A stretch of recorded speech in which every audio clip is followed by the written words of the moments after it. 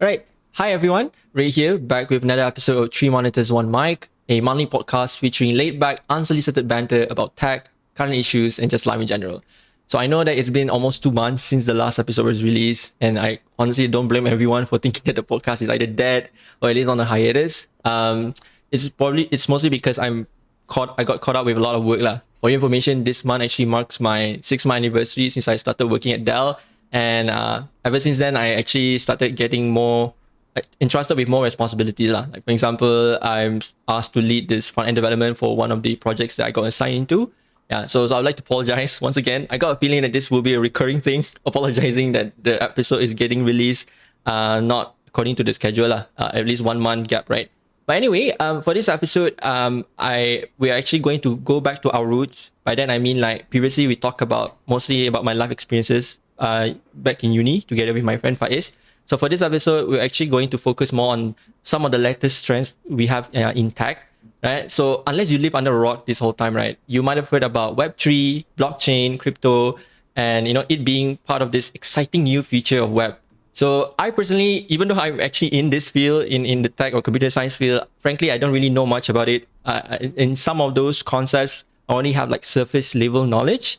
So, and I actually have this interest to know more about them, but because of time constraint and frankly, I've had like a list of priorities of things that I would like to go through first lah before this. So it's not as much of a priority. That's why I thought of an idea lah. Like why not since I already have my own podcast, why not I dedicate an entire episode to learn about this and invite a guest who not only is passionate about, Web3, blockchain, crypto, all these kind of things, and also have the ability to explain things clearly lah, in a layman terms, right? And this is also inspired by Wyatt's videos lah.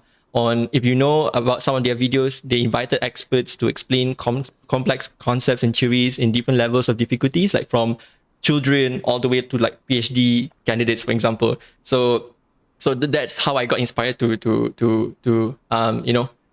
record this episode lah. But there's just a full disclaimer before we start, right? The objective or the main goal of this episode is not to really, dive into the nitty-gritty details of the topic at hand, right? Like to argue about, the fundamentals, for example. It's more towards spreading awareness.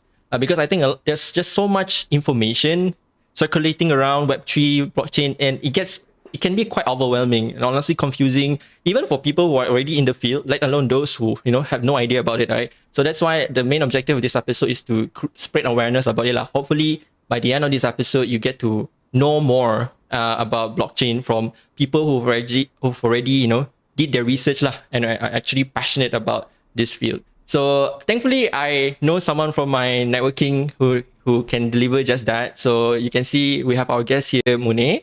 So thanks a lot, Munir, for joining me in this episode. So welcome to this podcast. So before I pass it to him to, briefly introduce himself. So Munir is actually one of my juniors from the same faculty in UM. And we actually first met in KK8, right? If I'm not mistaken. Yeah, KK8. Yep. So, and we've had many opportunities to work together in several projects. The most notable one being KinaWorks. I think that's the one that I can recall the most, and then the rest is history. So maybe you can just briefly introduce yourself to our listeners. Like, what can you say a bit about yourself? Yeah. All right. So, hi guys. My name is Munir. So I am a final year software engineering student in University of Malaya.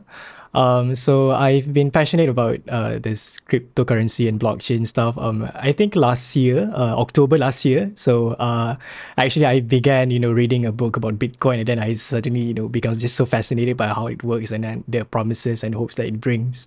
So yeah, I guess that's how it started. And I guess it's only been 1 year but I think it's been quite a lot of stuff. I learned quite a lot of things and I quite interested in it, and yeah, I wish to guess one way to learn about something or to really understand about something is to teach. So I guess this podcast or this show that you have here would be a good opportunity for me to talk about it.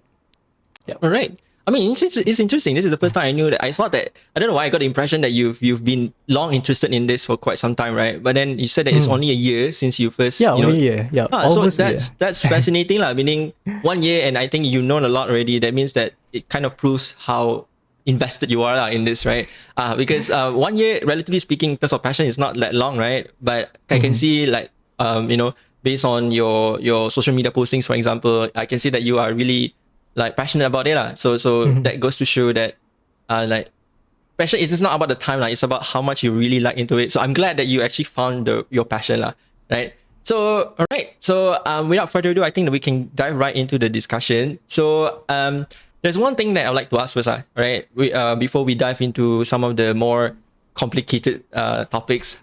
So one thing I know about Web3 is a blockchain, right? Blockchain is like at the center. It's one of the core underlying frameworks that defines Web3 and other derivatives as well, like crypto and so on. So before we dive into those, maybe you can explain what exactly is blockchain, lah. Even for me also, it's not clear. I know some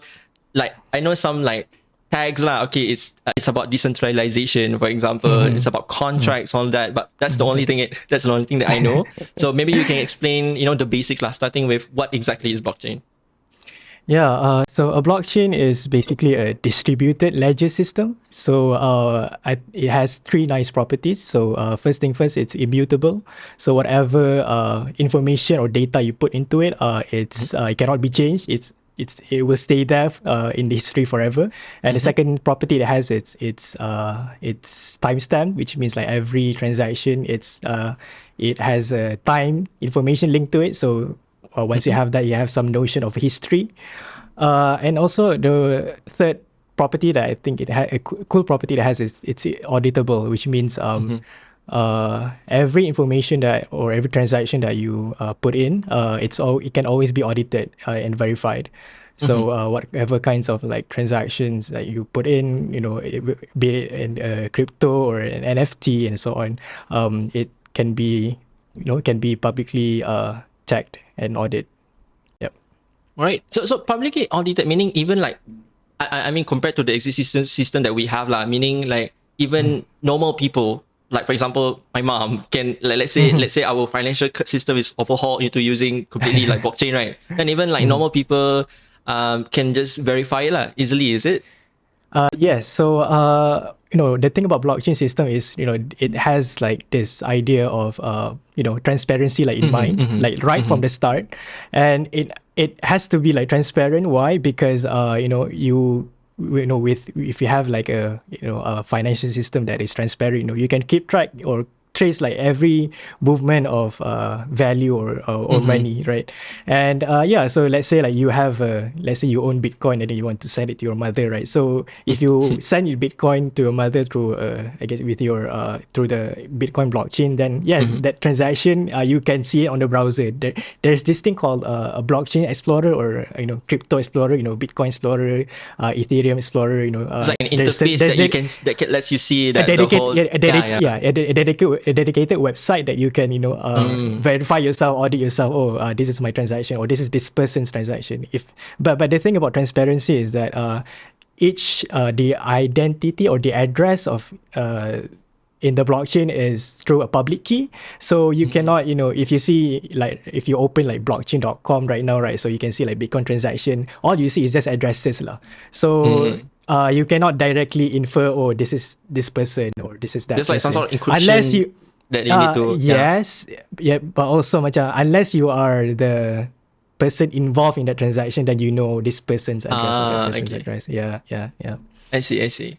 Nice. So okay. Another way to allow our listeners, especially those who have no idea about blockchain, right, to understand how it differs. You mentioned about transparency. You mentioned about the ability to audit this easily, right? So maybe we can sort of put it into perspective compared to how the financial system is right now in status quo. Like how does it compare to our current system? Like honestly, what kind of system are we using now? For example, like it's one thing to know about what blockchain is doing, but another way to understand it better is to compare it with what we currently have, right? So maybe you can first explain like the history of what type of financial system, currency system that we have in status quo, and then how that compare with like blockchain, and perhaps what makes it better, right? What makes it attractive? Yeah, so if you look throughout like human history, of course, like humans have been trading with one another, and we've been like, we've been opening, doing businesses lah, basically, through trading, through other kinds of things. So of course, when you want to trade one another, you have to have like this thing called a ledger. So a ledger is basically a something that, or a document or a medium that you can keep track of who owns what and how much.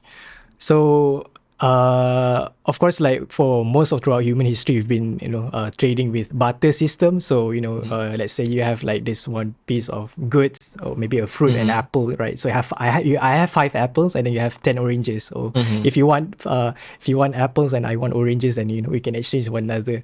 But throughout also that comes with a problem, right? So how can we actually measure if something is more valuable than the other, right? It used to be that when we want to we want to trade one another, you have this thing called like a penimbang, right? So Racha, so if something is more heavier than the other, then that the more heavier item is more valuable, right?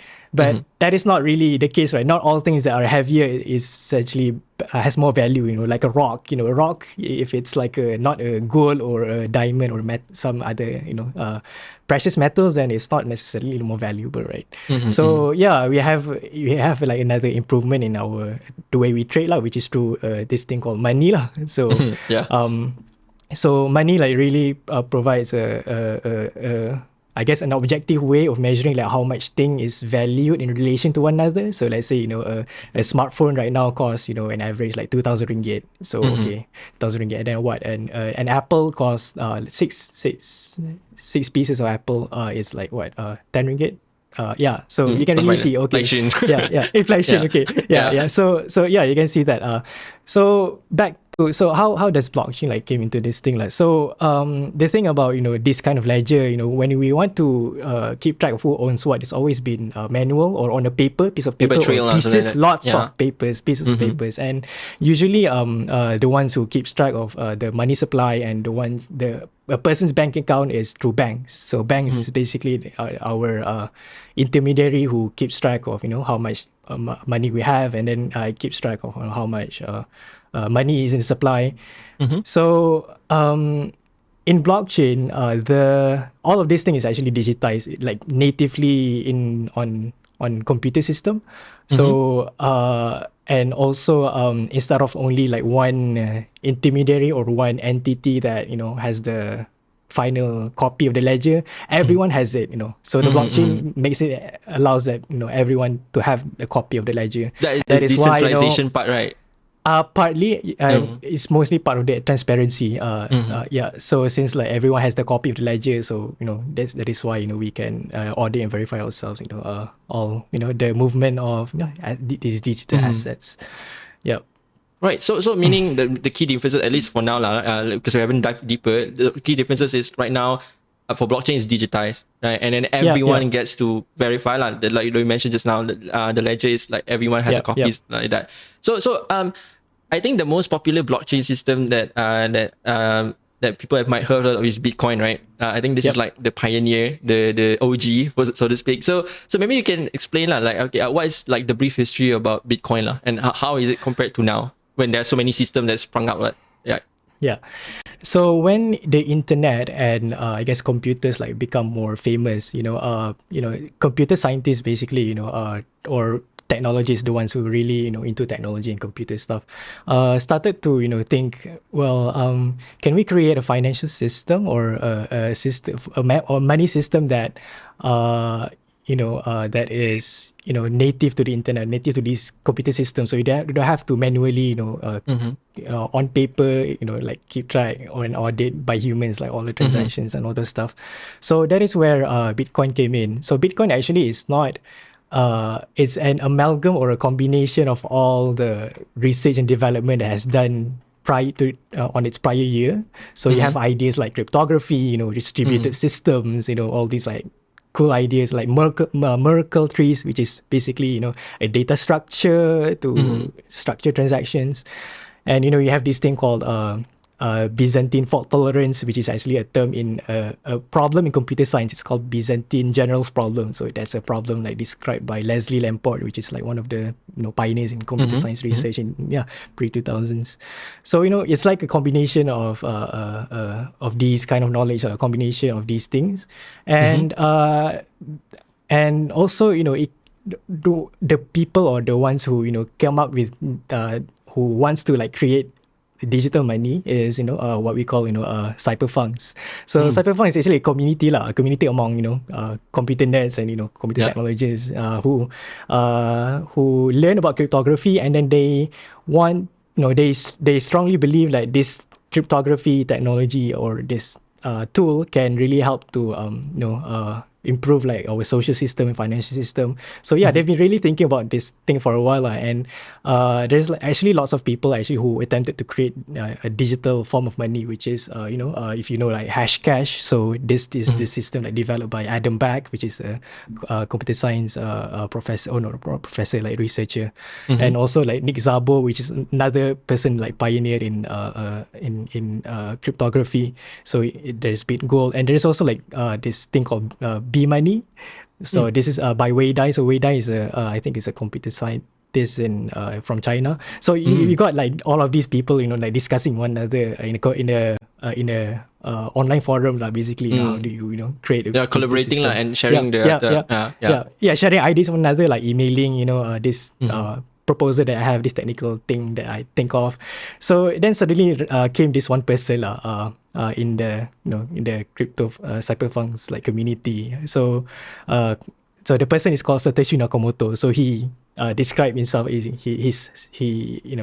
username it's called Satoshi Nakamoto. So he this person, like anonymous person, actually is a pseudonymous, so you don't know the person exactly is. So he come into the approach this cypherpunks community and propose this white paper, this system called Bitcoin. So he initially wrote a white paper, which is like a technical paper, like explaining like what Bitcoin is, and then what problems he aimed to solve. So he shared it with the cypherpunks community, and he got traction. People got interested into it. And then not too long after that, he released the first version of the Bitcoin source code, and he was the first person to run the Bitcoin software.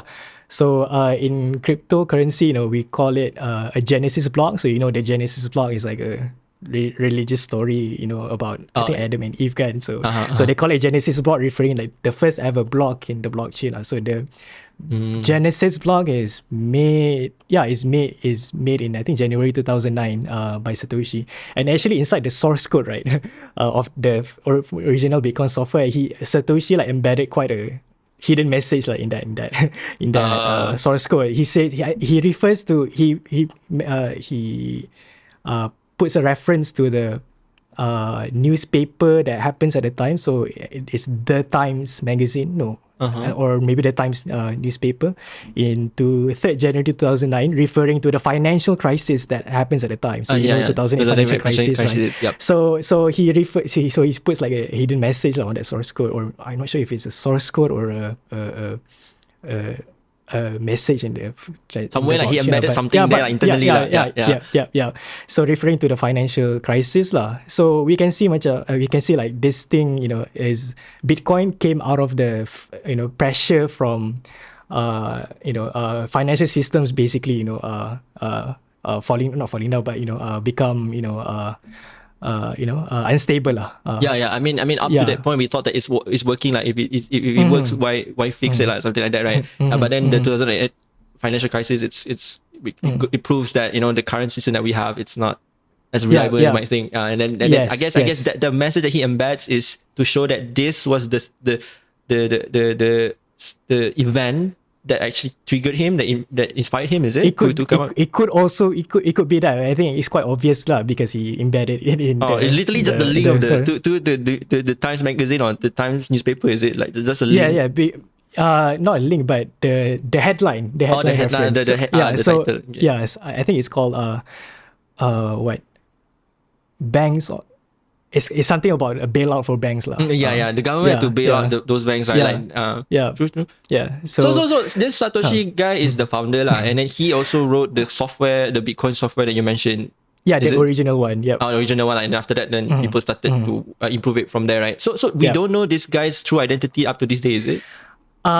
there's like speculations. People they are yeah. So of course, after that, people start wondering, who is this Satoshi guy? So who is this, Satoshi Nakamoto? I mean, he literally tried to change the world, and then he actually in this Bitcoin experiment he kind of did. So of course, people started figuring out who is this Satoshi Nakamoto. So there are actually lots of speculation going around even till today. Who is Satoshi Nakamoto? I know people suggested this person or that person. Well, I'm not going to tell like who is the most likely be Satoshi, because it's kind of pointless, right? It doesn't matter. It doesn't really matter, but also at the same time, it's people can kind of figure it out also, like if you look at Satoshi's like writings in the online forum, people figure out like how the way he types messages, links to another person on the internet also. So and then you can sort of like do the correlation from there, like narrow down the hierarchy. And then people come up with one person but I'm not going to tell you who it is, and I guess it's for the listeners to figure out YouTube. It's an interesting story. I also don't want you to spoil it to me. I remember I read somewhere, this was quite funny I read somewhere like people thought Elon Musk was like Satoshi. There's like so many speculations, right? And so but the person that you thought could be Satoshi, you still don't know 100% for sure, is it, that whether that's actually him? Of course we don't know for sure, but I think I have a high suspicion of it is that person, it could be him. And and he's quite a famous him person also. Okay. It's a him okay.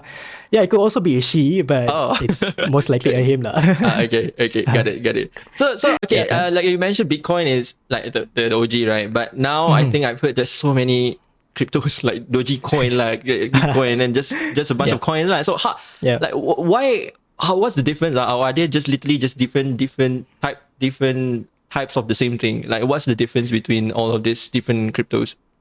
So if you want to draw a similarity, there are definitely like blockchain systems. So you can say like Bitcoin is like the first kind of first generation cryptocurrency lah. So it's the first generation cryptocurrency, and then of course once you have figured out or built a successful system, of course you try to like improve upon it, right?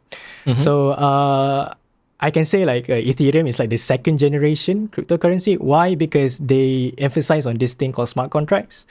So Bitcoin, it becomes successful in the sense that it manages to transfer value or transfer money from one person to another without a trusted third party or without through banks. So that was like a successful in that sense lah. So Ethereum, on the other hand, emphasize this thing called smart contracts, right? So what is smart contract exactly, right? So smart contract is a program or a custom program that sits on the blockchain, right? So what it does is, you can embed some kind of like many kinds of like arbitrary transaction logic. So maybe you can do lending, or you can do any kind of like computation basically, but in a distributed, decentralized way. So I guess a good analogy of this, of Bitcoin, the difference between Bitcoin and Ethereum is the first version of the web and the second version of the web. So if you remember like the first version of the web, before we were born, like in 1990s, so on, web pages at the time, it was just like read only. So it was only read only, so you can perhaps like browse this news article website and just only read stuff, right? You can really post any content. You can just very interactable, obviously. What's so display, it wasn't really so it's not really like interactable, or I guess interactive lah, right? So Ethereum is like when JavaScript came to browser. So when JavaScript came to browser, suddenly you not just you can interact with the browser, you can click button and then do something, and then do many kinds of like platforms, and suddenly not just both the you have this thing called producers and consumers of content, right? So now we have social media, right? So so it's like that lah, the analogy. So when you add JavaScript to the browser, it opens like this whole opportunity, making social media platforms and all e-commerce platforms, So Ethereum is like that lah. It adds programmability to the blockchain and a custom kind of programmability. So so this is actually opened up to lots of kind of experiments on applications to build using these smart contracts. And so that's like the analogy lah. So you might wonder, like, what about the other cryptocurrencies like Dogecoin or Yeah. I mean, Cardano, Solana, Uh-huh. Binance. I guess I can say that each like cryptocurrency or blockchain systems, they are they have their own niche or their own like problems to solve. So let's say like Binance, right? Why they develop their own blockchain is because they aim to make crypto more accessible to everyday people. So like that's like they aim. And then if you have like Solana, they aim to make transactions very scalable, right? They definitely like take inspirations from Bitcoin and Ethereum, and of course like try to improve their own Like they all sprung out from system. there, lah. Like just Yeah, like how, sprung over there. Yeah. Okay, got it. Yeah, Yeah. yeah. So I So guess so that's Ethereum what, is like right now that is the latest stable version of the blockchain system that we have, is it? Or is there like an upcoming new one that's kind of on the same level? Like first is Bitcoin, then Ethereum, right? Is there another one coming? Well, it depends on, I guess this is, depends on the people who use it and the people who, values it lah. So, Bitcoin can always be seen like the first kind of digital money, and then, people treat it as a store of value, quote unquote. Meanwhile, like Ethereum, I mean, Ethereum, of course, is maintained by a set of developers, right? So, of course, there will always be like improvements and suggestions upon it. It's more like a competition. Also, at the same time, it's kind of like a collaboration. In the sense, a competition because you have other systems. If you have other systems that are better and has better community and has more people using it, of course, it will become more valuable, right? Yep. And then So it's becomes like a competition lah. So. But Of at course, the end of the day, mm. through the competition, us as a consumer will win, right? Like it's kind of like Yeah, the of competition. course, yeah. Yeah. Yep. Yeah, that's like the nature of competition. Like the users always win lah. So I mean, up to this point, right, you can see. I mean, for the listeners, like you can see that even for when we're talking about blockchain and the cryptocurrencies, the system that we have now, right? You can see that we can't help but use some of the technical terms like the jargons that are unavoidable. Yeah. I mean, just now you already explained about smart contracts, and I like the fact that you use analogies. I think that will help out a lot, lah. For at least for me, when you gave this analogy about how like the difference between Bitcoin and Ethereum, it's easier to digest, lah, because we know what the first version of the web, second version of the web is, and so it's good, lah, to use these analogies, lah. It makes it easier to digest for everyday people. But that's the thing about this kind of about emerging technologies. For example, they because it's still new and people are still learning about it. It's still developing as we're talking, right? So I noticed that the discourse surrounding it, we always can't help but talk about use this kind of jargons, and I even for me as someone who's already in the field, it can be a bit overwhelming, right? Because even for these terms, you are in the field, you also don't really have a good understanding of it. So you have to figure out about this what do you call backbone concepts lah. Like before you understand about Ethereum, you have to first understand about smart contracts, right? So I can feel I can sense why this can be a bit overwhelming, especially for the everyday people, right? And it can make it frustratingly difficult for them to understand, and then it makes it it deters people from knowing more about the fundamentals, and instead they rely on news that often like sensationalize this kind of things. Yes, So because I remember I watched a video from Johnny Harris, or was it from Kuzgasak? Do you know the channel? Yeah. There was a video that I like, that it's about how you had the trade-off between trying to dilute information in a way that is easier to digest at the expense of oversimplifying things. You know what I mean? So I like it's a very interesting thought process, because like if let's say we want to dilute, like for example, when I'm inviting you to talk about blockchain, right? You had to in some way dilute the technical things in a way that is easy to understand, but then and in doing so, you might have to leave out certain nuances, right? That in order to make it easier to understand. So I guess the question here is like you already addressed some of the jargons just now, like smart contracts and so on.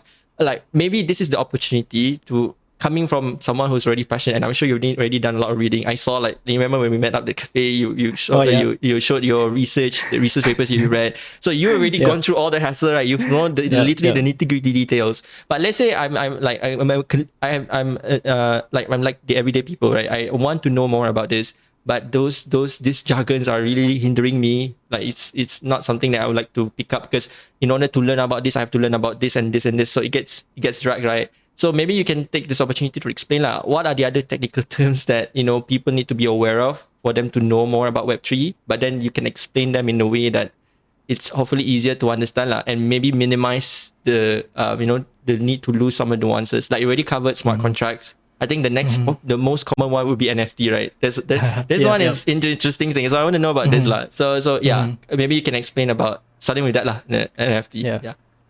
Maybe I would like to start saying, if, doesn't mean like if I read a lot and read lots of papers. Actually, I quite have a trouble in understanding each of the papers because, it's a research paper, of course. They can get really, right? That's the thing about research papers. You're about to do your FYP. Good luck with your literature review. It can get very overwhelming, because they are using these languages. I remember I read a paper the people always argue why are research papers actually. There are certain academic conferences, they actually evaluate the quality of your paper based on the way you explain. Meaning, the harder it is to understand, the better the paper. I actually read about this. Believe it or not. That's interesting. Wait, that is actually quite weird. It's one of those well-known academic conferences. If let's say your paper is good, right? Like let's say you have something really new, novel to bring out, that you want to propose, right? But because the way you explain is not complicated enough, you don't use these equations, these jargons, they can actually reject you. I know this because my supervisor also told me that if let's say you want to propose, this kind of paper in certain prestige conferences, you have to package your paper in such a way that it's very condensed. Only a select people can digest it, which I don't know about you, but I totally disagree. I honestly think that these research papers, of course, they are very niche they are very specific. So only some group of people can know more about them, right? But I don't understand why you want to make it complicated. I thought knowledge should be easily accessible, right? Yes. Now, it's one thing to make research papers you have to buy in order to read them, right? Sometimes, unless there's a way to nila. But that's a topic of another time. But then, even if you have access to them, it's also difficult to nila, to understand them because of the way they are written. So it's a new knowledge for me as well. It's actually how researchers actually sometimes purposefully wrote them in a way that it's unnecessarily complicated lah. Yeah. So that's why the nila. Yeah. Yeah, I think it was Richard Feynman that emphasized the if you want to explain something like knowledge as complicated as something it is, you try to imagine it as if you try to explain it to a 5-year-old.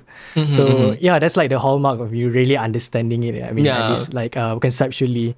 So yeah, I struggle with this also all the time, because I tend to also get lost in the details of these technical things and these jargons, and I also have trouble in try to explain something lah. So what and it's quite sad actually in some of the in the academic space, it's they try they try to make it hard for people to understand papers. I mean, as a result, so it's not supposed to be that way. And I think if you want to any kind of knowledge, even something intricate as a research paper, of course you have to address what are the problems and what are the assumptions and theories and models. Of course, I'm not really a researcher yet, but these kind of things have to be considered again. So so I guess back to the the NFT, other technical jargons. Maybe we can touch a bit or go through lah. So these other kinds of jargons that it happens in the blockchain crypto space. So NFT, right? So what is actually NFT, right? So an NFT, so NFT is basically a digital asset, so issued on the blockchain. So what is a digital asset? So digital asset can be music, or that can be graphic art. So that's what NFT is mostly famous for right now, right? But it can be any kind of other digital assets. So even a file can also be an NFT. So what it allows is actually it's like the same way you have domain name address, right? So you have google.com. The fact that there is only one google.com out there means that Google owns it, and also Google can whatever traffic that internet gets in, it always lead to Google servers again. So that's the DNS thing. NFT is kind of like that, but also on the on a much like bigger scale or on a different way, like in many different ways, in such that where if you issue a digital asset on a blockchain through these NFTs, it I guess it opens up an opportunity for people to, I guess, trade with one another through this digital asset. So one of the use cases that right now that is famous for NFT is graphic art, right? Yeah. So you have these things like this monkey pictures, digital monkey pictures that is with It's everywhere. very slight variations. Why is it representing? Who started the monkey? And why is, I have so many questions. Like why is a monkey? Why not other animals and so on? Yeah. Very briefly, I don't know why. Also, like why is it a monkey? Of course, like this is like there must be a history to that. Someone else started it, maybe. Yeah, someone started it, and also at the same time, the market is always like irrational. I mean, in the sense that we don't know like what people is valuing, and then suddenly when people started selling like monkey pictures, digital monkey pictures, people start to value it. I don't know. Like maybe that's one way to look at it, lah. I mean, we don't know what the reason why something is valuable, like objectively. Is also the if we want to infer if something is valuable in the market, we can infer it only like subjectively, because each individual preference is subjective, right? If they value something. So yeah, monkey pictures just happen to be the most famous thing, or at least in the early stages of NFT lah. And right now, of course, there are other kinds of NFTs lah that people sell, and different kinds of graphics lah. So if like the in Malaysia we have pentas.io, so that's like the Malaysian NFT trading platform. So if you have like a local NFT trading platform, you see like those graphics and arts are dedicated towards like the Malaysian culture and the Malaysian things lah, contacts. So personally for me, once in a while I like to just browse to Pentas.io website and just admire all the creative works of artists that produces this kind of art, and they actually make it profitable, in the sense you with NFTs, artists can really monetize their creative work or their art. And yeah, that is actually what the NFT is, because before NFTs existed, when you have graphic artists want to sell these kind of things, they perhaps there is a website for it, there's a platform for it, but there's always like this issue of ownership lah. If you sell through an intermediary like your art, of course you don't fully own it, in the sense that you have no fully control on how much profit you would earn, and how much, I guess I can say, how much all the technical things, like shares, like, okay, once you go through intermediary, then you own like a few percent, something like that lah, right? Like yeah. So that's the issue of before NFTs came in us, and then right now when NFTs came in, you have this not just the notion of scarcity, but also you have this ability to to sell your art and fully own your art in proper way lah. So the thing about NFT is that it is actually not limited to only like graphic art, even though like right now that is what is most popular of lah. Yeah. But also even like books can also be NFT, and in the sense that right now, right, so you have Amazon Kindle. So Amazon Kindle I think is the most famous platform for reading ebooks. So but the problem with a platform like that, a centralized platform like that, is every kind of books that is sold, or okay, let's say for me as a user, right, Amazon Kindle user, I use Amazon Kindle a lot. So if I buy any books, I don't fully own it, and that means what does it really mean to fully own something? It means you cannot give it to anyone else, you cannot sell it, right?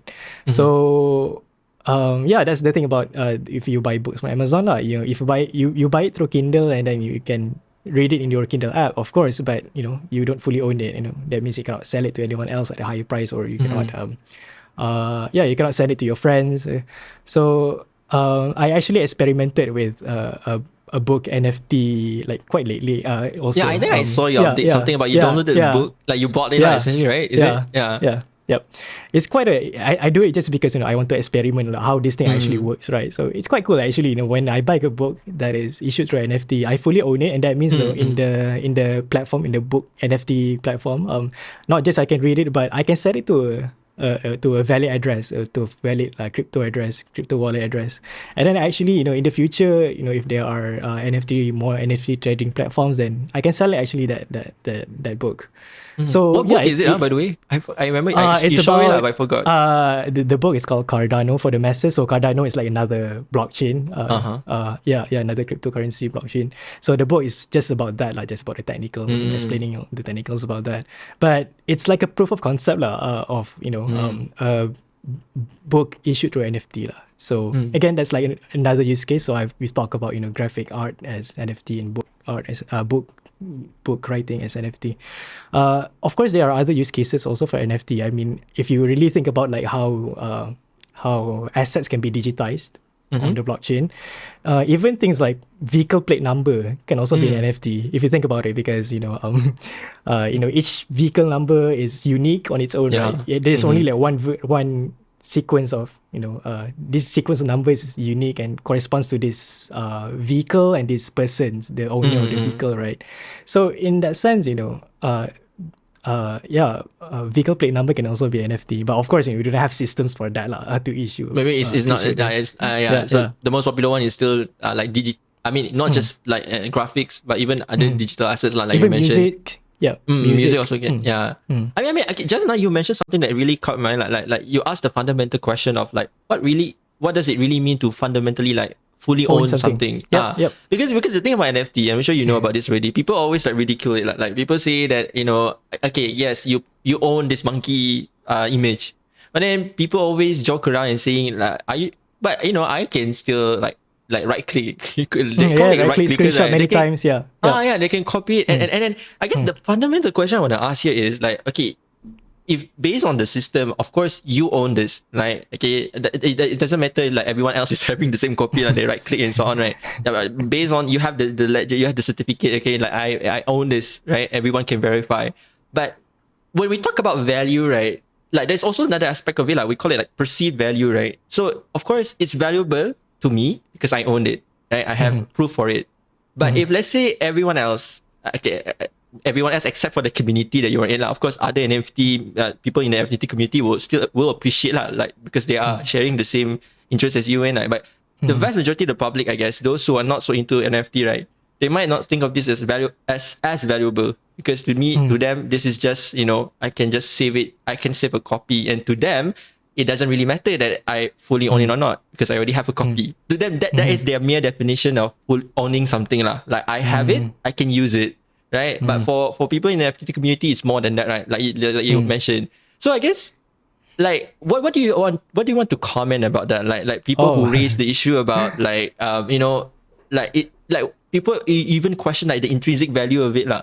Like yes, it is valuable partially because you fully own it based on the definition that you mentioned. But then there are other people who say that this is not as valuable as people purport it to be, like as people make it seem to be . And I honestly I understand both both sides. Like I understand it's valuable, like you mentioned, because we have system that has been implemented to prove that it is valuable because I own this. On the other hand, I understand why the public feels that way because like for the common people, like in the case of a graphical asset, right, digital asset, just having a copy of it is good enough. So what do you have to say about that? Like, is the public's perception correct, or is it wrong to think that way? Why is it lacking, and why are people perceiving things NFT like this? Honestly, I think it's not wrong, to think NFTs is valueless in the sense that you can always screenshot it and screenshot people's NFTs. Maybe I can say, I guess NFT is truly centered around the community behind it and the artist that interacts with the community. So the thing about NFT, what makes it like so strong is the community that it manages to build lah. So if you look at currently right now, we have in Malaysia we have quite a number of like NFT meetups happening especially in KL or even Penang. So NFT is truly the value of NFT is not just on the ownership or something, but also like the community around it. The fact that the artists make an NFT, and the fact that there is only like that one version of that NFT, and the fact that one can fully own it means that well, you have a direct relationship between the artist and the ones who bought the NFT lah. So the value actually comes from there also, not just from the picture itself, And another thing is, I guess I can also like give example from the before NFT come in, like the Mona Lisa art, right? So that art, the Mona Lisa art, why is just so expensive even today? I think if I'm not mistaken, it's made by Da Vinci, right? So that famous artist, right? So yeah, the fact that I think that art is sold like today is like hundreds of millions of dollars, right? Why is it really valuable? Why? Because the artist of it, the artist, Da Vinci himself, like painted that and created that. Of course, today, you can always, try to replicate exactly what I'm sure there's a lot of copies, right? Exactly, do that. Yeah, and then yesterday I went to IKEA and then I saw a Mona Lisa art, like people selling Mona Lisa art. And of course, that thing is not valuable lah because it's not made by Da Vinci. So you can say the same thing as today's lah. If you try to screenshot NFT, it's just the same thing. So the value actually comes from the artist itself of creating that art, and the fact that you can verify that the artist, there's only like one version of this this art, and you have the fact that you can verify it, and then also we can verify with not just with the artist but also on the blockchain itself, that this is only like one version of the NFT.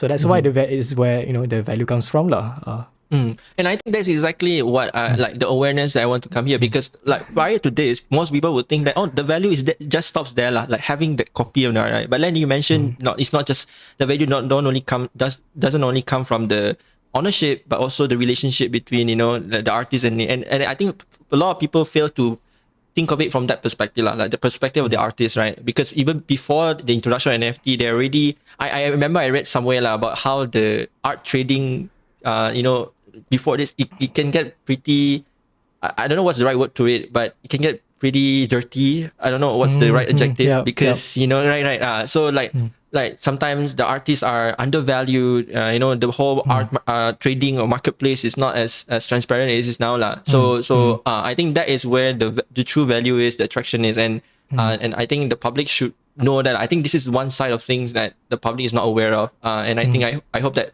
having this discussion, at least people know NFT is more than just who owns the copy and so on. So that's a good discussion lah on the NFT. So let's go back to the crypto, right? So like just now while we're on the topic of like questioning about, just now we questioned about the what it means to fully own something, right?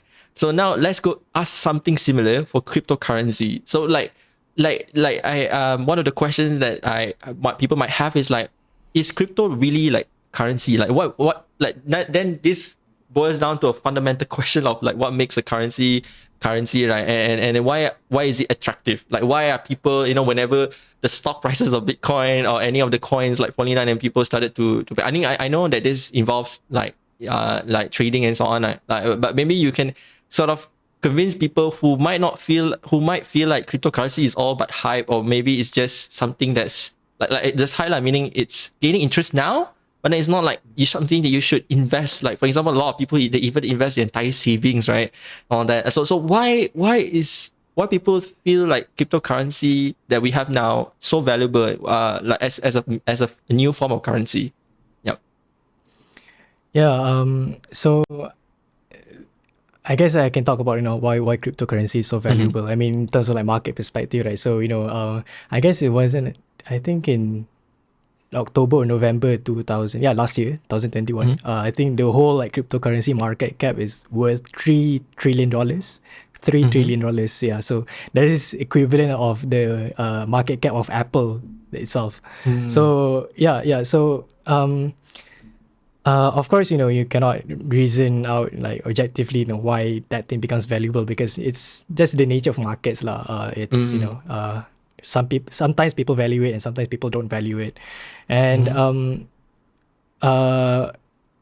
so I guess there's two ways to look at the value of this. The value in terms of price. That's the first one. The second one is the value in terms of the utility.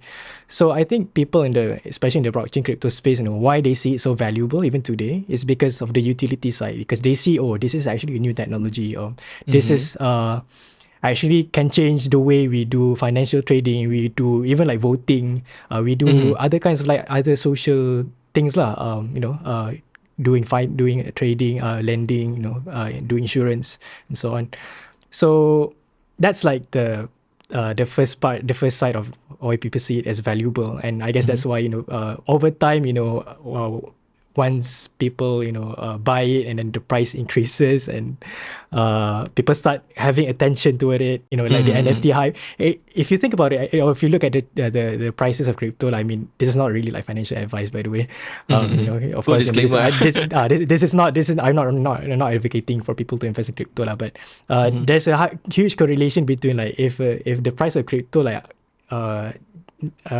raises very high, like very quick, there is hype like surrounding around it. So if you look at the in April 2021, I think like Bitcoin reaches like $60,000 per one Bitcoin, and then actually at the time, of course, other cryptocurrencies follow along in terms of prices. And actually at the time is when the NFT hype started. I think started quite recently, right? Yeah. So there's like a huge correlation between that lah, and also at the same time, and this thing has really the prices raising like so quickly. In trading, it's called a bull market. So the bull, the cow. So yeah, when bull markets happen, this is where hype is at the maximum, and then people started buying it at large volumes, and then that's why it started suddenly become valuable lah. But of course, it's a new technology, and it's, of course, there are lots of improvements upon it. Of course, there's Bitcoin, there's Ethereum, there's other cryptocurrencies that will come, and ultimately, the value will always be derived from the utility, and also like how do people exactly use it for their day-to-day use case. And for the volatility of price of crypto, I think it's just a noise, I guess. It can be just so much noise lah. It can really blind you lah, macam yeah, it can really blind you lah. And yeah, perhaps sentiment, sometimes it's high, then sometimes the sentiment is low. If you look at right now, the sentiment is low because the price just happens to drop very. Yeah, I mean, everything is going down these days. Yeah. Like that's one thing lah. But another question I want like to throw to you is, okay, I mean, you've been passionate into this, right? And there's been talks about, I know like some countries, their central bank, I think, they started recognizing crypto. I'm not sure. Is Malaysia doing that? No, right? I think. Of course, this is all about I guess regulation and also like laws stuff related, which is I'm not really knowledgeable about. But at this point, of course, there are countries that recognize like Bitcoin as their I guess it's called legal tender. I'm not sure what exactly legal tender means. So that is actually a country in El Salvador. It's the first country to somewhere in recognize Bitcoin as legal tender lah. So actually that happens in last year. And if you look at El Salvador right now, in shops and in even like McDonald's, citizens are given the option to pay their through Bitcoin. So do you think that now we already have certain countries starting to adopt them, Bitcoin and crypto as like part of the legal tender, like you mentioned, right? So do you ever think like in the future, like few years down ahead, okay, maybe not few years lah, like decades down the line, right? Do you think that this will be will it replace our current system of currency, or will it go hand in hand? What do you think, based on your current knowledge lah? Yeah, I think they will go hand in hand. So the problem with if you want to buy anything with Bitcoin right now, right? Okay, maybe we should talk about what is actually a currency lah. So a currency is usually what's the most agreed upon term is it has three properties lah. So the first one is it has a store of value. So the second one, medium of exchange. and the third one is unit of account. So what is actually store of value? So store of value is people use it. The currency has value lah. I mean it's people use it for to transact goods and services, right? Same goes for means of exchange. The fact that every goods and services out there is priced in here in Malaysia, Malaysian ringgit, right? So yeah, it's a valid means of exchange. And the third one is unit of account. So unit of account is basically how much person owns how much ringgit, how much currency. Yeah. So if you look at these three properties, right? Of course, US dollar and ringgit and other fiat currencies, which is fiat currency is the currency issued by central banks. So if you look at fiat currency, right? It meets these three properties lah. And if you look at Bitcoin also, it kind of fits these three properties also, because of the fact that, it has a unit of account and it has store of value and people can really use it to accumulate their wealth.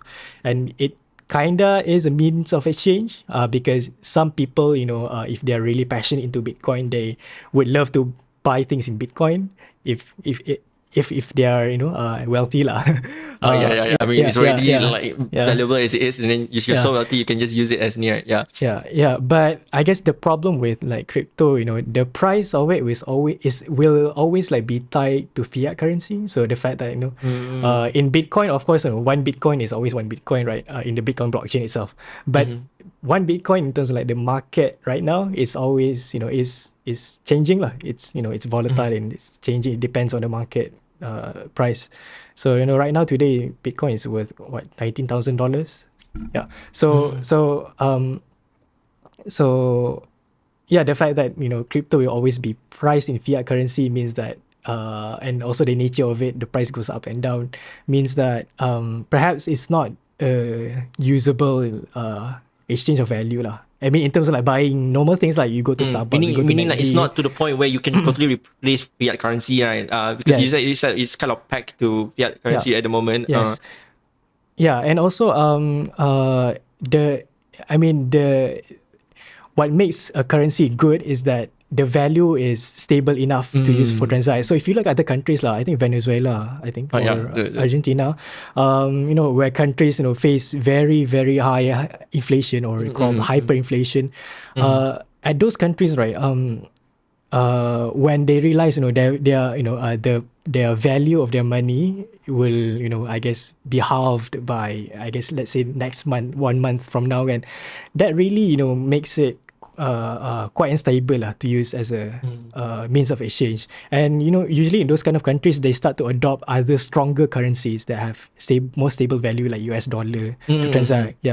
So in terms of use to buy things, right, I don't see the crypto will be the main. I mean crypto, the native kind of crypto the Bitcoin, Ethereum and so on will use as a means of exchange. However, there's this thing actually in cryptocurrency called stablecoins, right? So I guess we can talk a bit about stablecoins lah. Sure. So what is a stablecoin? Yeah, so a stablecoin is a cryptocurrency. So it's a cryptocurrency that its value will always be pegged or linked to an asset or a currency or a strong asset lah. So it's usually pegged to a US dollar or even ringgit. It can be pegged to ringgit and be pegged to a euro. So when you have stablecoins, actually you have best of both worlds. So you have the value stability side of fiat, while also you have the ability to transact and to do smart contract stuff on the crypto side of the world. But right now, of course, this stablecoin thing is still quite also in its infancy stage, and also there is a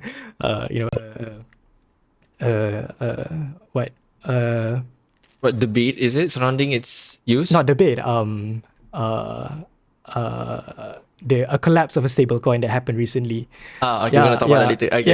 So that is a stable coin. Oh my goodness. Yes. I mean the system that is a cryptocurrency that runs the stablecoin stuff. Yeah. Oh, okay, okay. Okay, that kind of explains why it's not as well known, because it's the first time also I heard about stablecoin. So I mean that is that's interesting, because I didn't know beforehand that it's some of the cryptos that we have, it's pegged to the fiat currency that we have, right? So that's a new thing for me as well, lah.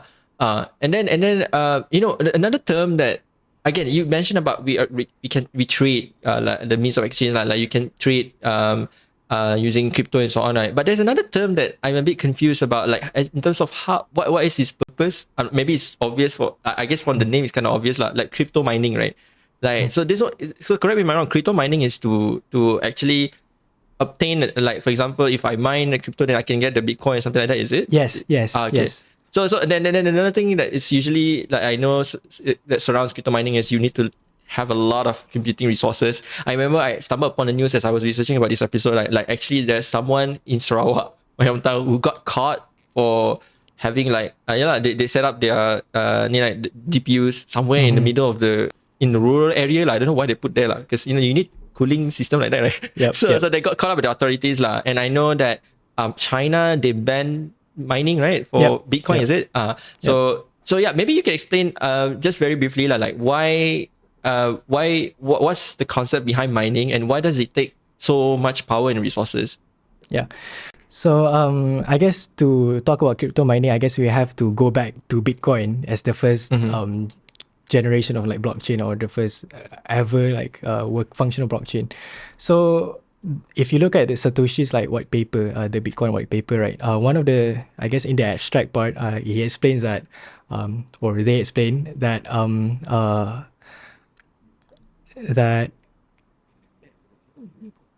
it's the problem that they want to solve in creating digital money is the double spending problem. So what is actually the double spending problem? So double spending problem is basically avoid counterfeiting of the crypto or the Bitcoin. Yeah. So the way that Bitcoin solves this counterfeiting problem in the blockchain is by using a very, I guess, quite intricate consensus mechanism. So it's called a blockchain consensus mechanism, and that blockchain consensus mechanism is called proof of work. So this is where the word mining comes is associated lah. So what is proof of work? So proof of work is again, like I said before, a blockchain consensus mechanism. So it solves the double spending problem by having multiple nodes in the network, to basically race for winning a valid hash rate, hash number. So basically, the steps of securing the blockchain or solving that double spending problem is these three steps. So the first step, this is all technical stuff but I hope I can explain it in a simple way. So the first part is actually basically is electing a leader. You have to elect a leader in the network. So imagine there are 1,000 nodes in the Bitcoin network, and then each of them are verifying transactions, and so you have to elect one leader to become the block producer. Right, so that's the first step. The second step is to verify the block. So other nodes have to verify that block. And the third one, once the block is valid, you propagate it to other nodes. Right. So this way, this very intricate mechanism is actually how Bitcoin works lah. And for the first part of the process, right, to elect a leader, this is where the mining comes from. So why do you need to elect a leader? Because the nature of blockchain is decentralized, right? So there's no central actor in the system. So you have to elect choose one person in the network to become the block producer, and you have to do it in a way that is secure, and also that incentivize people to act honestly. So like I said before, the first part of the process, right, to in the consensus mechanism is the leader, right? Yeah, like a leader. So this is where the mining comes from, right? So Bitcoin uses proof of work consensus mechanism. So that means you have to elect leader, you have to consume some form of resource lah. Yeah. Some form meaning of resource, it's just a computationally taxing process too, because it's so decentralized, and then the idea that you to elect the leader, that's only the first step, right, of the whole mining thing, and that first part the alone second is and already. third part, the second and third part is not really relevant in the mining discussion lah. It's the first part Okay. here. Yeah. I see. So mining comes because the Bitcoin wants to incentivize people to secure the network by gathering the most amount of computing resources lah, basically. So so the way like Bitcoin works is alright, so there will be like every 10 minutes there will be like a new block. So this new block will contain the latest transaction. Like we'll collect all the transaction and put it in one block and link it to the previous block. So that's why it's called a blockchain, right? So in that process, you have to do mining. Basically, you have to do computation lah, or a cryptographic computation lah. So it uses, this is like very the computer science thing lah. SHA-256, SHA 256 algorithm, hash algorithm. So the nature of cryptography is that for every input of the function, you cannot predict the output of the function. I mean the function goes one way, right? Means that for every output you cannot predict directly its input. It's only input generates output, but then you cannot you cannot tie the output based on the input. It's like 3 plus x equals to 5. So you have the output 5 and you have the input 3 plus x. So you can figure out what is x, right? It's 2, right? Yeah. So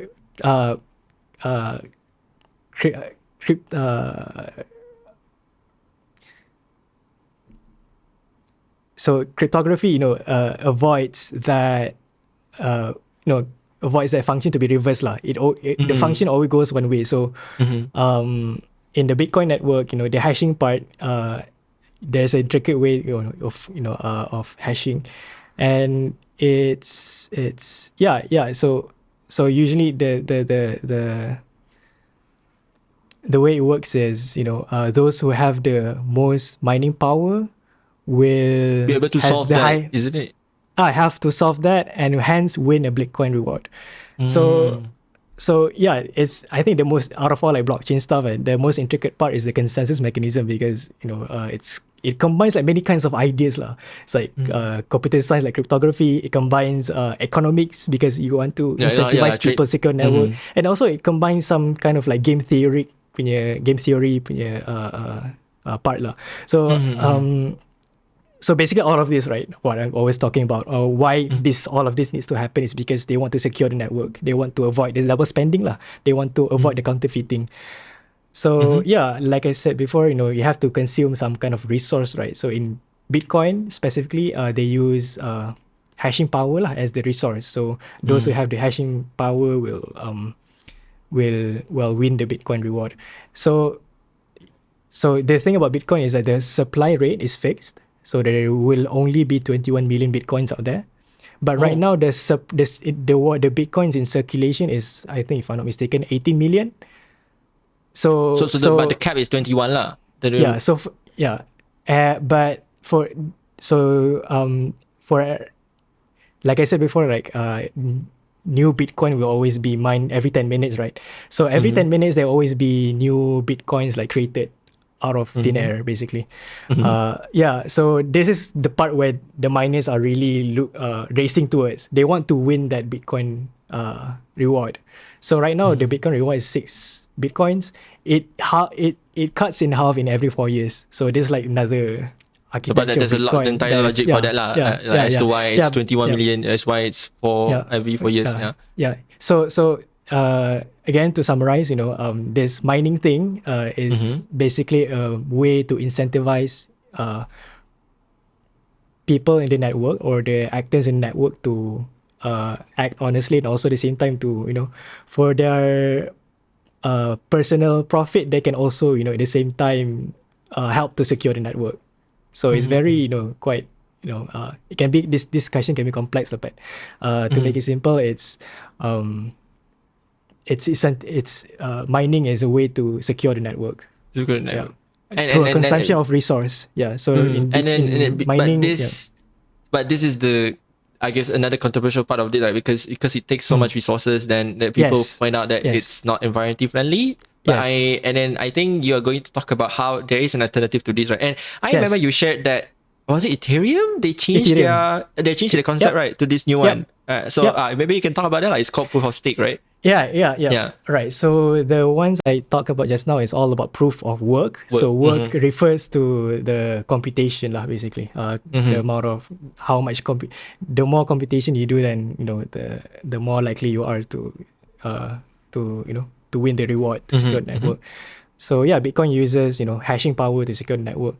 So when Bitcoin came out in the early days, people already started to thinking, is mining the only way like to secure the network? Because people realize, it's consuming so much energy, and some people do a research and come out with a finding that the amount of cryptocurrency mining in Bitcoin is equivalent to the amount of electricity used in Switzerland, I think, or other Oh my God. countries, small countries.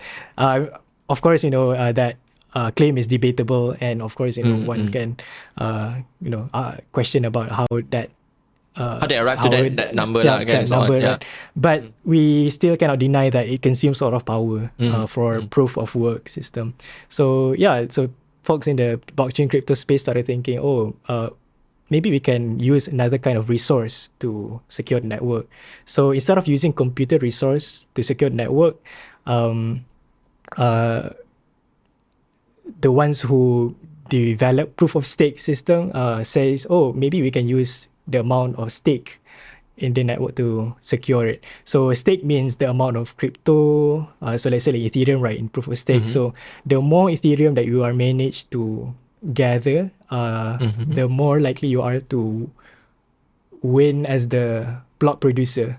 Yeah. So you will also earn Ethereum, if I'm not mistaken, like the incentivized model. But the main part is the main problem it tries to address is replacing the hashing power with another resource, like another resource that is not using computation.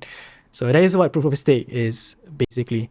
And Ethereum wasn't the first one, to use or to switch to proof of stake, use proof of stake as the consensus mechanism. But well, it's understandable why it's like the most hype thing that happens in the crypto space, especially like this month in September 2022, because Ethereum actually, when they started in 2015, they've already come up or thought about switching from proof of work to proof of stake, because they realized the problems in Bitcoin, like I mentioned lah. So it took them like quite a number of years to research and also prototype and to switch, because basically if you try to change the blockchain consensus network, it's like you ride an airplane, and then during on that flight itself, when the plane is flying in the air, you try to change the engine. So that's like an analogy lah. So that's why I think it's it's hard. But Ethereum wasn't the first one to advocate for proof of stake. If you look at other blockchains, if you know Cardano, so Cardano uses this thing called Ouroboros. So Ouroboros is just the name for the consensus mechanism. It's the same thing, the proof of stake, and also other ones in other blockchain systems also uses a similar kind of proof of stake. I think Algorand also uses proof of stake.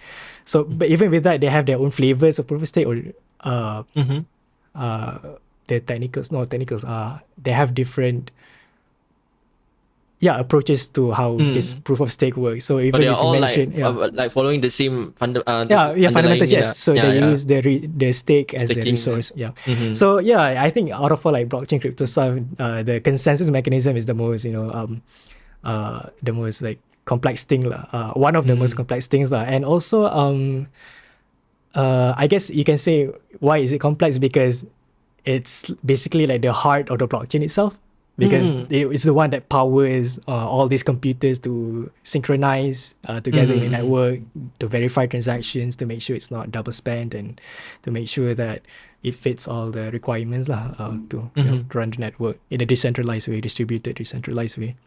Yep. I mean, that's good to know lah. I mean, like, I only stopped short into thinking that hearing news about how crypto it's not environmentally friendly, right? But I didn't know that they actually have an alternative, right? The proof of stake consensus that and then one of the biggest blockchain systems that we have now, Ethereum, has already quite recently, right? I think like what, Yeah, 2 quite weeks recently. ago? Yeah, I think 1 week ago. Yep. I want to get. I saw you tweeted something about that, and then I was like, oh, okay. But then I was like, okay, let's wait till the podcast to understand what is this about. So that's good lah. But then time will tell like whether how much, because obviously they just switch, so we need to know like to compare like how much of like resources are like how environmentally Energy. friendly it is. We haven't yet to know it, right? So time will But tell. at least, time will tell, and at least on paper, it's more energy efficient to run the network.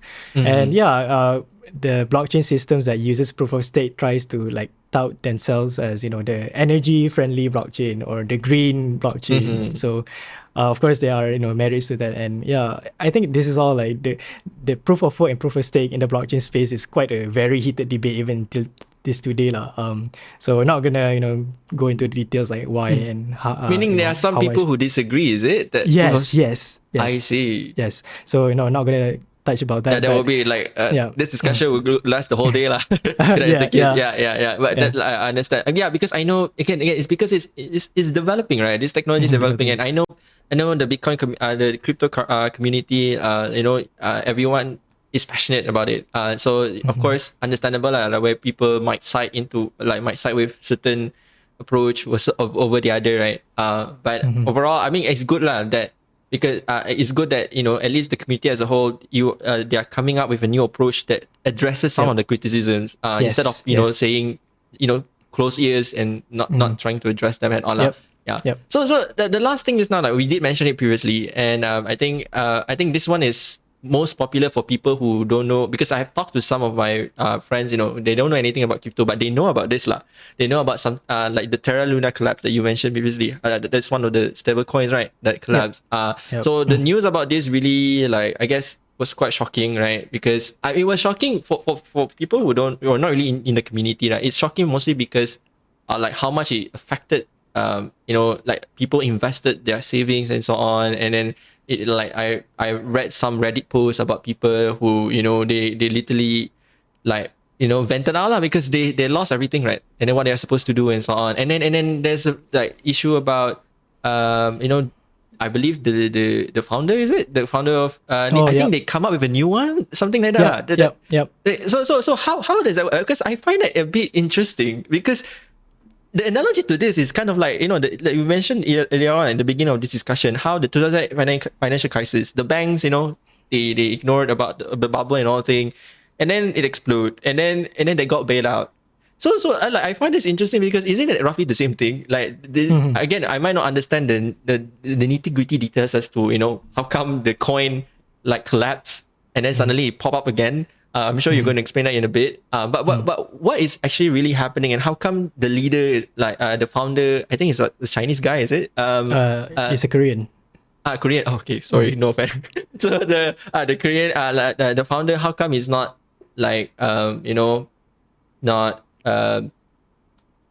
like being questioned by the authorities, for example, and so on, not being held accountable, essentially.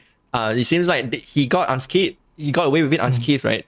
So okay, maybe you can explain like what is happening surrounding the Terra Luna collapse, because that's what most people who don't even know much about crypto, but that's one of the news that they are aware of lah.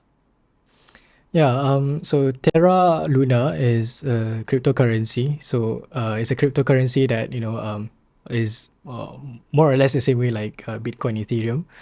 And they have a separate cryptocurrency that is the stablecoin part. So this is the UST, I think it's called US Terra.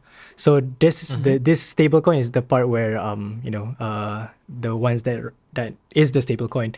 Terra Luna is just like another cryptocurrency that its price basically fluctuates lah.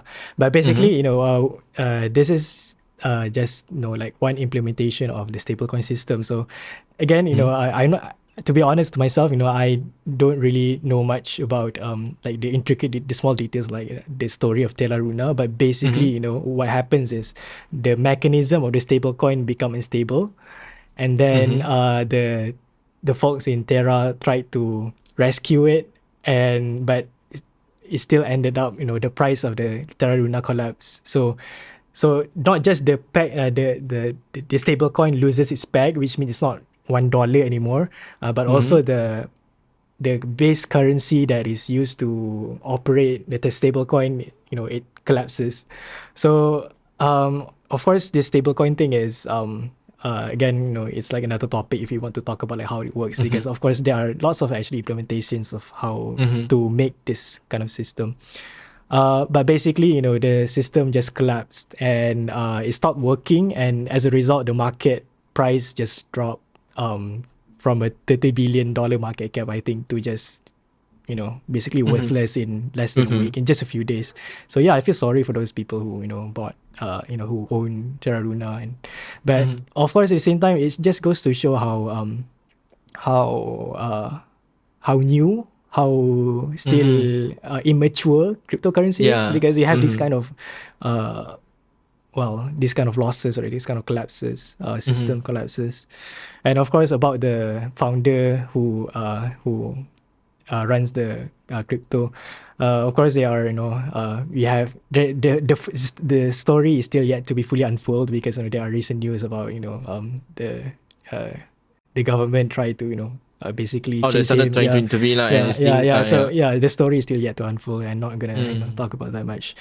But basically it's just goes to show how early, and not just early, but how mature cryptocurrency is. And these kind of things, it's unfortunate that these kind of things happen, but hopefully in the future we don't have these kind of things anymore. So you mentioned just now, like, there's something, because again, Terra Luna is just one implementation, right? One approach. Like like, at this point, I know how subjective it is. Right? Like every crypto has its own like unique approach and so on, lah. So, but like you mentioned, they tried to fix this problem, but it failed. So this problem, is it only unique to Terra Luna, or is this like a fundamental problem that every cryptocurrency is supposed to be aware of, lah? Like, if you get what I mean? Yeah. I do think that there is actually a similar problem to Terra Luna after this, but on a smaller like stablecoin system. I'm not sure, but I think there is. It's just that why is it relevant? Why is it gain the headline?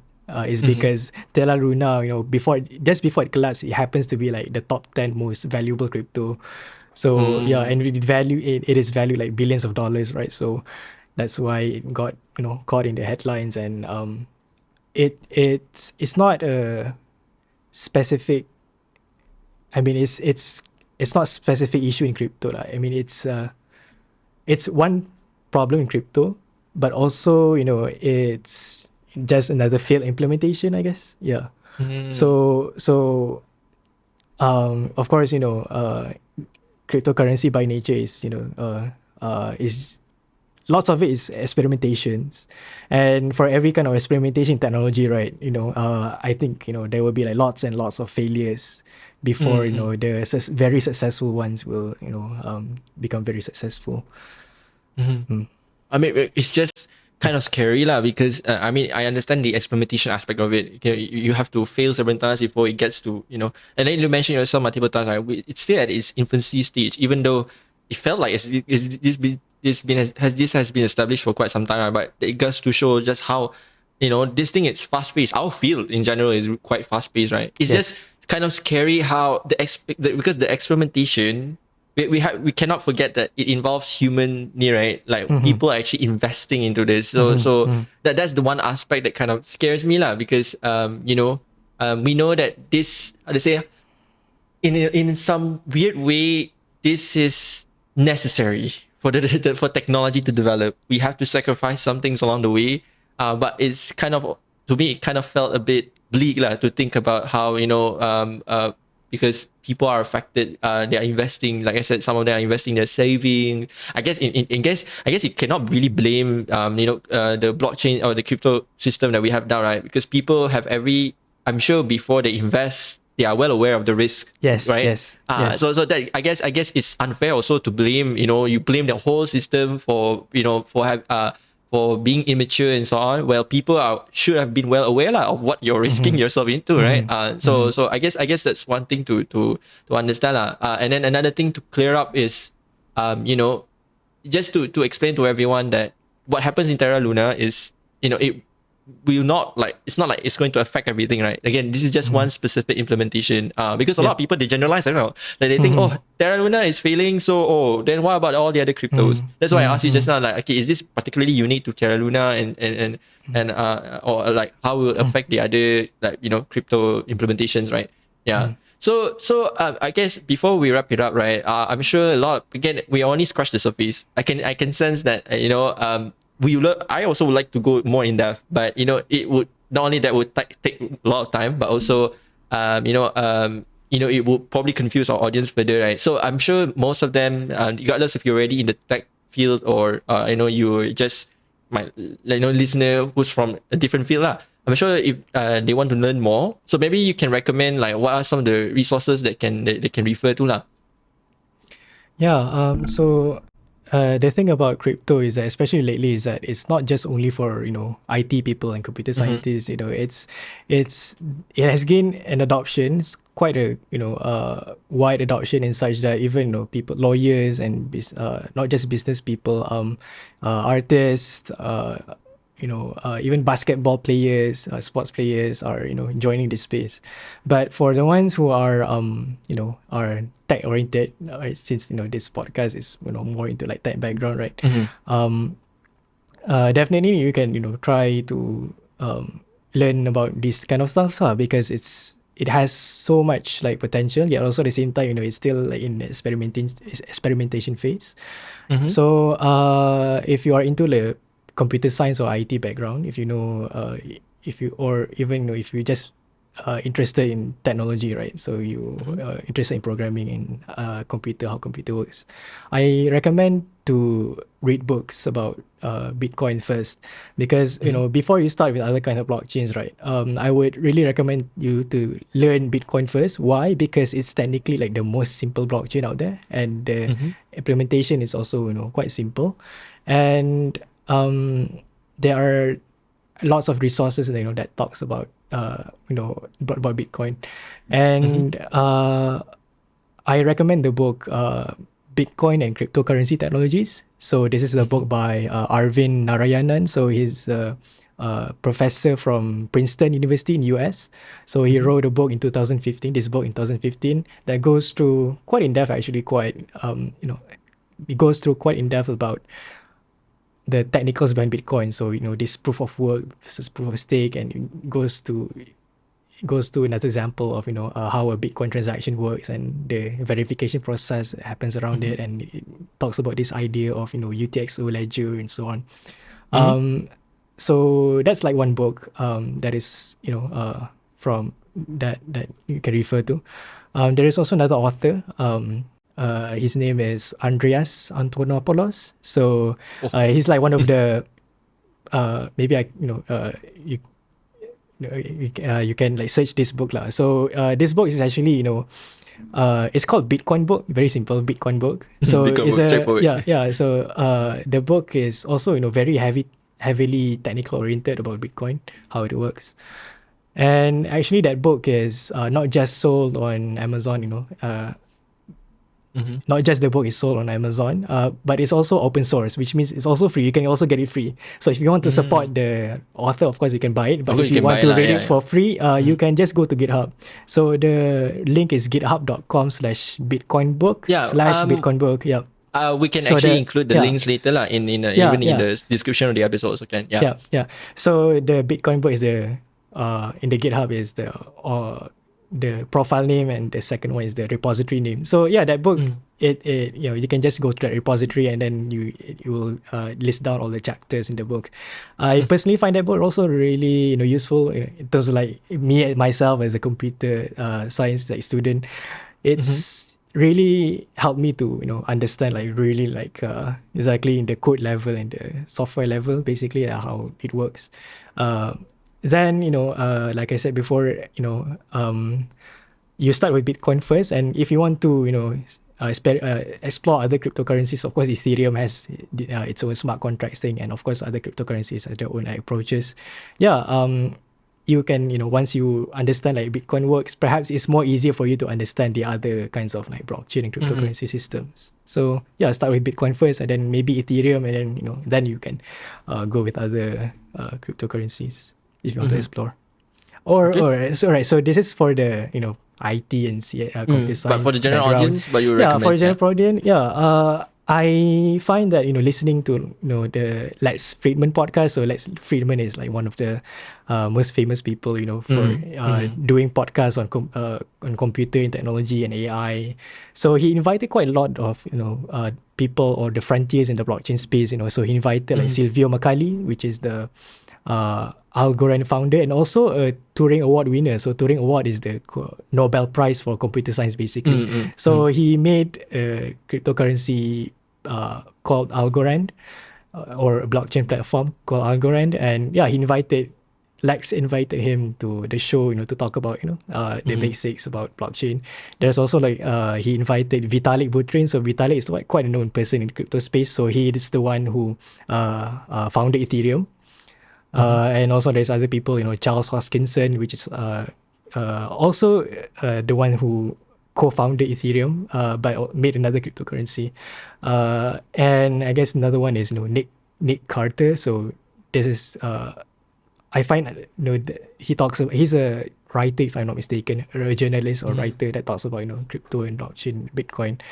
So yeah, for laymen and for more general audience who don't really mind getting too deep into the technical stuff, I really recommend this podcast because these people you can consider them are the frontiers of the blockchain space, and of course they become successful because they not just they build these cryptocurrencies, but also they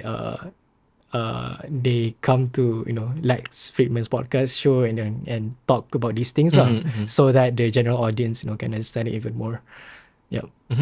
Right. So I mean, we can, like I mentioned, all of the resources that you recommended, we can include it in the episode description. If I'm not mistaken, you can it's a rich text you can add the links if I'm not mistaken. And so don't worry, you don't have to listen carefully to what Munir is saying in order to know the spelling and so on. Yeah. So I guess one final question, right, to wrap up our episode today is we've talked about a lot of things, and frankly to me, I've known far more than I did before this, and I hope that the audience will feel the same. So, but because we've talked about a lot, what do you think would be the final one takeaway that you want our listeners, regardless of which background they're in, like your computer science student, or you're someone like my mom, for example, what kind of final takeaway do you think they should bring out of after listening to this episode? Yeah, if there is one takeaway, I think it is that blockchain and cryptocurrencies, they are new technologies, and I think they offer offer solutions to lots of problems that is happening today actually. So what problems that is relating to trust, integrity. So the thing about blockchain, why is it so powerful and why is it so relevant, and why I think will become relevant in the future is because even today, right, you have the issue of trust and integrity in political institutions and political parties, right? And that's one aspect of blockchain. So you can actually do a voting system through blockchain that is auditable and verifiable. In fact, that is actually a system that I plan to do for my FYP very soon. So I'm not sure how will that go, but I try to focus that part of blockchain. And also other kinds of trust and integrity issues, when it comes to financial stuff, people having taxpayers' money being manipulated, not being used in right ways, and have no transparency in regards to how our finance or our money is being managed.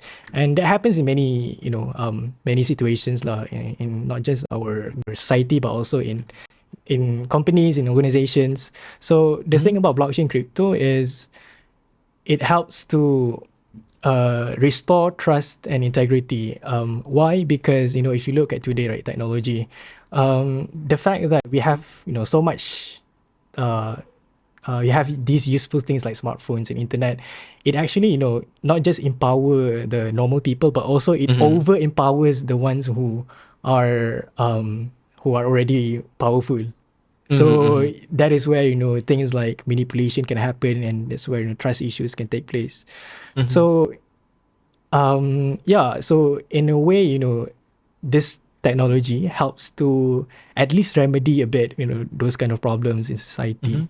So it's not just a financial thing. It's not entirely financial. Blockchain is not entirely financial technically. It's also social.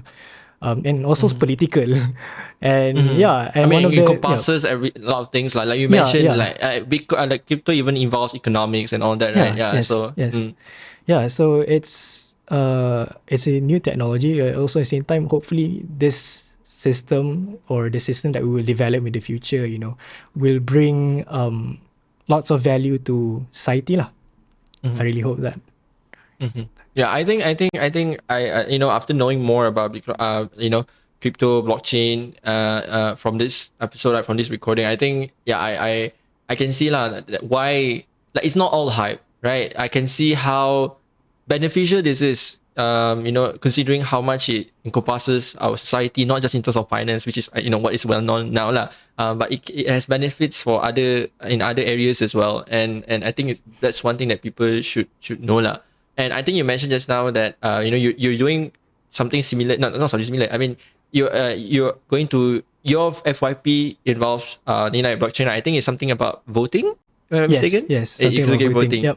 Yep. Voting. Yeah. System. So I wish you all the best lah, because I think you already have the passion, and then you're also doing something you like. I think that really comes together well lah for your FYP. Because trust me, like, if you're passionate about what you're doing, and then you're doing something that you like also, then it can go really far lah.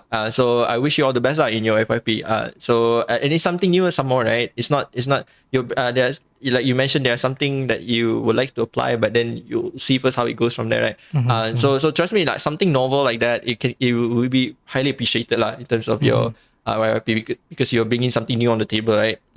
So yeah, I mean, thank you so much, by the way.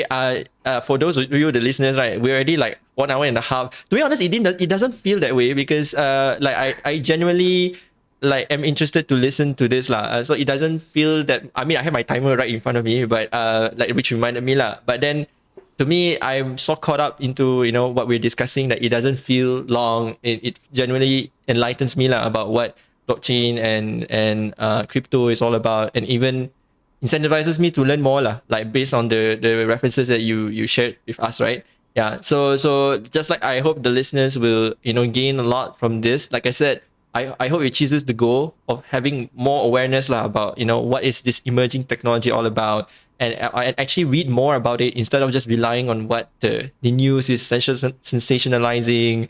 Actually go get your hand dirty lah, right? Because what they say, right? What we know is like a drop. What we don't know is an ocean. So we should make an effort to know more lah. And who knows, like, for those of you who are on the fence, right? Like, after, like, maybe you're going to be the next Munir, right? Like, he discovered this like accidentally, right? I guess you said, like, a year ago you were just reading about it, right? Yeah. And then suddenly, it becomes his passion. So who knows? You should definitely read into this. I mean, this doesn't just apply to blockchain lah. It's about anything in general, really. Like, if you are interested in something, don't let it die out lah. Who knows? It could actually be like something that will be be influential lah in your life later on. It could actually be a new passion. Right. So yeah, thank you so much to everyone for listening. I really appreciate it. So thank you again to Munir for taking your time during this, lovely Sunday. It's a bit hot, but taking your time on this weekend lah to share to everyone about your knowledge, your passion in blockchain. And to all of you, thank you so much for listening, and I'll see you guys in the next one. Goodbye. Right. Thank you so much, Ray. And I wish you all the best in your podcast endeavor and also other endeavors. And yeah, thanks for inviting me.